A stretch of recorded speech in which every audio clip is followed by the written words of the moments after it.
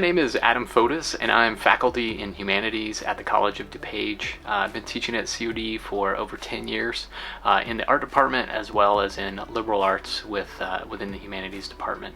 Right now I'm teaching primarily world mythology, intro to humanities, the arts and cultural diversity, as well as I think next year art beyond America and Europe.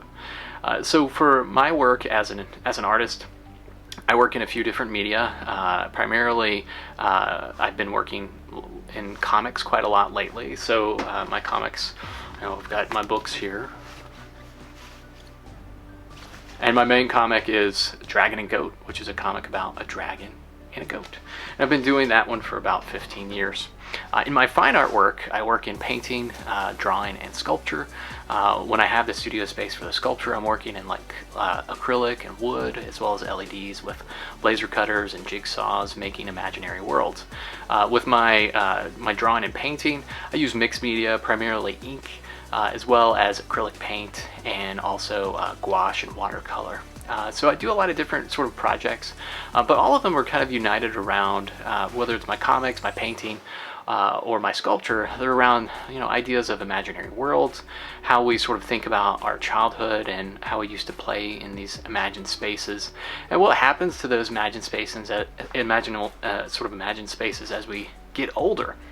As adults, like what sort of happens to those spaces in our minds? Are they still there? And so I think about still exploring those spaces in my own headspace, and what sort of things the sort of mountains and caves manifest in my work for us to kind of connect with. So for my stuff, I like people to really just imagine themselves maybe in the spaces that I create, but also sort of noticing other connections to the real world and sort of ruptures of reality that we also sort of find in fiction, and sort of thinking about how these sort of ruptures in the real can manifest in imaginary playscapes as well as our own sort of physical geographies.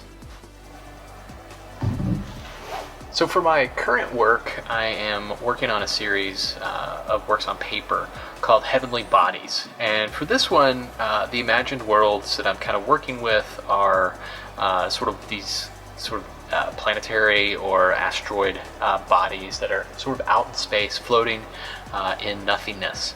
I started this series maybe 2 years ago. It was supposed to be finished over this summer, but obviously for pandemic reasons that hasn't quite happened. But what I was interested initially with these was that I was going to be sort of imagining these sort of space environments, fairly devoid of life except for a few inclusions of color.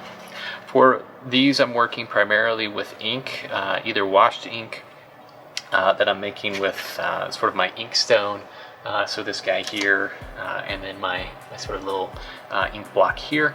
So just with water, it sort of liquefies that sort of soot compound, which is, I guess, made of carbon. So one of the sort of key things we look for in life. And so then I'm sort of making the ink wash paintings. Sometimes I do it with pen. This one's graphite. But then also adding on these sort of instances, these small instances of color.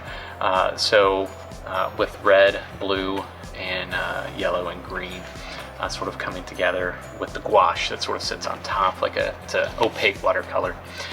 So for this series, you notice they're probably all many of them are like square compositions. Some of them are like sort of 2 by 4.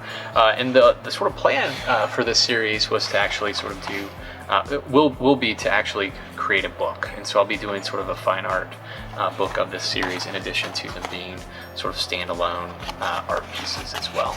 And so I like this series as a start. I was sort of thinking about how we as people can sometimes be very self-contained islands sort of floating in space. And then we have these sort of trajectories in life that we're sort of moving around, encountering other planetary bodies. It was, certainly inspired by some sort of looks at, what's going on in, I guess, science, like with NASA. This was from an article when this Ultima Thule was discovered as a sort of planetary body that was a theoretical, so it was, sort of theoretically proposed that it could exist, that slowly these two planetary bodies could sort of become conjoined and then become a single sort of body, and that's what we see with Ultima Thule. But I was also interested in this idea in like how we sort of project our mythology on space and these sort of like beyond environments. So for instance, for this one, there's a reference here to this Ultima Thule, which has some ties to like Aryan mythology, and so then also the complicated ideas around white supremacy and sort of an attachment to Aryan identity that ends up being folded into how we refer to this sort of foreign space body that has nothing to do with our own sort of earthly mythologies. Other sort of like places I look for inspiration for this series. So I make my own little asteroid. So this is a photograph that I made of a kneaded eraser. So I just sort of took a close-up picture of a kneaded eraser. It's a great model for that. And then also just looking at other sort of images for my other work of different sort of environments and things that could be from art history. So this is I think Thomas Eakins painting these sort of like really fantastical mythical spaces that are carved out of the rock, and so that sort of romantic look at landscape is attached to it as well. So I, looking for lots of inspiration, even for here on Earth. So this is like a little rock that I, might paint from. This is actually one that I got from Mount Everest when I was down at I think Base Camp 5. I was a little bit away from that, but kind of cool. Or this coral as a form, is really exciting to me as a sort of microscopic landscape, right? Sort of imagining it becoming gigantic as a larger body.